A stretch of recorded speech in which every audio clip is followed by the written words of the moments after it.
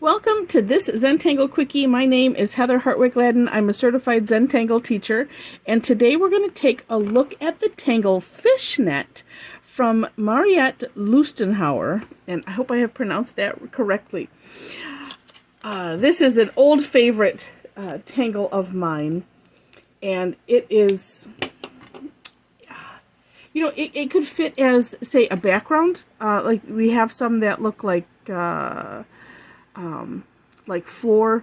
floors is that tangle, right? And there's some other ones that are kind of light that could be, neat as a tangle in and of itself, but also, again, serving as a background. I'm going to put my four corners and do a little border. And I think for this one, I'm going to use my Micron 10 because, so this is a tangle that starts off with a grid of filled in orbs. And so I'm going to use this 10 to make a little bit quicker job of it. And I'm actually, oh heck, I'll just start here, I guess. And leaving, let's see, I'll have well, maybe I'll probably go, yeah, about 3. And I'm leaving this little opening in there just to kind of make it a little bit of a shine. I'm trying to be careful to not have it just cover all the way up. I can fit, oh, that should be a little bit bigger. Trying to make them about the same size. These are just going to be little partials here. Okay. And, so those openings don't have to be that big, so I'm going to just touch it up with my little 01. But, that does make for a little bit quicker job versus, going around and around and around with the 01 or a smaller pen. Okay, so that's your first step. And honestly, you don't have to leave the little white spot. That's just, like I said, it's just a shine.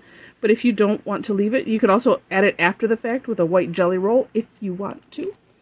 All right, then next step is... and for those that always say, oh boy, I can't draw those straight lines, it's so hard, or my hand is shaky, this one is for you.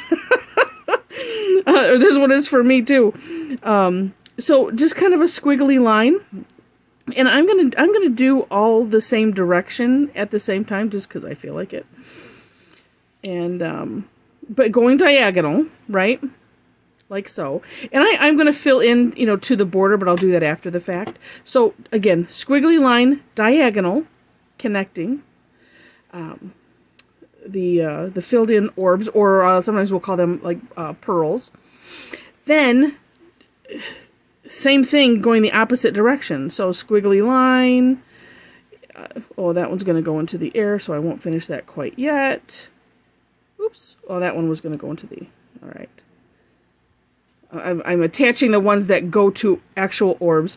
And then what I like to do when I do something like this, and I'm essentially drawing under the border, then once I have the grid done, or whatever I'm doing done, then I like to do the partials, because I can I kind of end up getting it in my the groove of the pattern more in my pen, or in my head is what I was thinking. And so that I'm imagining where that line would be. And then too, like with this, you can kind of follow the diagonals, so that way they're kind of even. And then, one of those, feel free to flip the tile. That is, if you're doing it this way. I like to do this way. Because I find that fun. And let's see here. I think I'd have a little bit of a partial. Oops. And then over here, of course. Oops.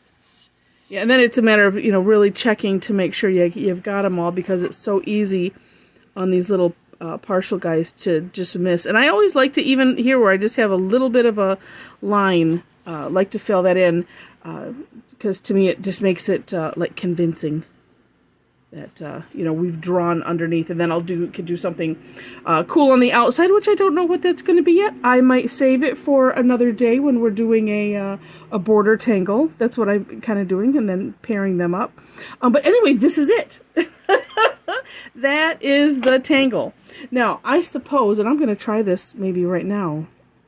because there's really not shading to do, except, let's see, and if you watch the video for bead line, you could do something similar to this. So like picking one side. Now this is done kind of small, so hopefully I don't confound it, but we're going to figure that out right now together, because I am not going to edit this. So I'm going to do, let's see, maybe, let me look at here. I was thinking offset it a little bit, and with the pencil. So let's see, if I put orbs, how do I want to do that? Well, I'm kind of doing it. I'm just going to go underneath like that. Just lightly, very lightly with these orbs. And maybe not, you know, the full size, just, you know, just a little bit. And then, as I started here, we'll do these squiggly lines. And again, I'm just doing it on one side. We'll see if this works.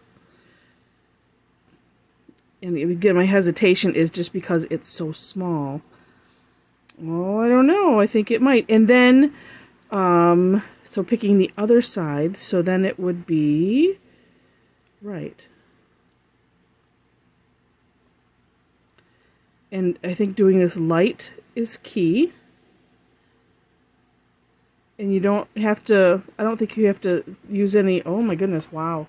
I don't think we have to do any smudging with the tortillon. Oops, and let's get that line right there. But, wow, I'm just amazed at myself. This is, I'm continuously tickled by Zentangle, just period. And the fact that it's like, wow, if I had set out to do something like that, if somebody said, oh, do this and then make a shadow, there's no way. But because, you know, Zentangle teaches us these tools and they're ever so simple, it's like, wow. So if you feel like adding a shadow, this is what you can do. And again, it's picking a side and just doing, you know, this, well, it's essentially two sides. If you do anything more, that's just too much. But this way you kind of have that that bit of a drop shadow. So cool. I hadn't thought about doing that with this one before, but because I've been doing it with some other ones, I just thought to do it. And so, wow. All right then. Put that right back in the center. So with that, I hope you enjoyed this tangle. It is a nice, really quick one to add a little bit of texture. Like I said, add a little background, something a little bit different. And so if you liked it, a thumbs up or a like is greatly appreciated, or feel free to even share the video. And also, if you like the video enough to see more and you haven't subscribed yet, please feel free to subscribe.